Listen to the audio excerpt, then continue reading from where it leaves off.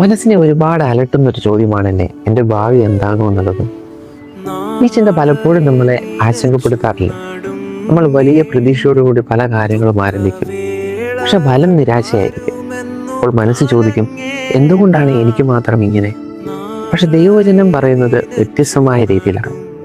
യെരമ്യാ 29:11 പറയുന്നു, നിങ്ങൾ പ്രത്യാശിക്കുന്ന ശുഭഭാവി വരുവാൻ തക്കവണ്ണം ഞാൻ നിങ്ങളെക്കുറിച്ച് നിരൂപിക്കുന്ന നിരൂപണങ്ങൾ ഇന്നവയെന്ന് ഞാൻ അറിയുന്നു. അത് തിന്മയ്ക്കുള്ളതല്ല, നന്മയ്ക്കുള്ളത് അത്രയാണ്. അതായത് നമുക്ക് നല്ലൊരു ഭാവി ഉണ്ടാകണമെന്ന് നമുക്ക് ആഗ്രഹമുള്ളതുപോലെ തന്നെ അത് ദൈവത്തിൻ്റെ ഒരു പദ്ധതിയാണ്. പക്ഷെ പ്രശ്നം എന്താണെന്ന് വെച്ചാൽ, നമ്മൾ കാണുന്നത് ഇന്നത്തെ സാഹചര്യമാണ്, നമ്മൾ അനുഭവിക്കുന്നത് ഇന്നത്തെ വേദനയാണ്. എന്നാൽ ദൈവം നമ്മെ കാണുന്നത് മുഴുവനുമായാണ്. നമ്മൾ നമ്മുടെ പ്ലാനുകൾക്കനുസരിച്ച് ജീവിതം നയിക്കുന്നു. പക്ഷെ ഒരു നിമിഷം ഒന്ന് ആലോചിച്ച് നോക്കിയിട്ടുണ്ടോ, ദൈവത്തിൻ്റെ പദ്ധതി എന്താണെന്ന്? നമ്മൾ അനുഭവിക്കുന്നതെല്ലാം, സന്തോഷമാകട്ടെ ദുഃഖമാകട്ടെ, അതിൻ്റെ എല്ലാം പുറകിൽ ദൈവത്തിന് വ്യക്തമായൊരു പദ്ധതിയുണ്ട്. കാരണം ദൈവത്തിൻ്റെ മക്കൾക്ക് ദോഷമായി ഒന്നും വരുവാൻ ദൈവം ഒരിക്കലും അനുവദിക്കുകയില്ല.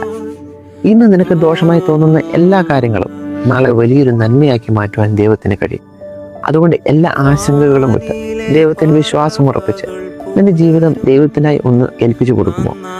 നീ പ്രതീക്ഷിക്കുന്നതിനും വലിയൊരു ശുഭഭാവി, ഒരു കണ്ണും കണ്ടിട്ടില്ലാത്ത, ഒരുവന്റെ മനസ്സിൽ തോന്നിയിട്ടില്ലാത്ത, ഒരു ചെവിയും കേട്ടിട്ടില്ലാത്ത വലിയൊരു ശുഭഭാവി നിനക്കായി ഒരുക്കുവാൻ ദൈവത്തിന് കഴിയും. ദൈവത്തിൽ വിശ്വസിക്കുക മാത്രം ചെയ്യുക.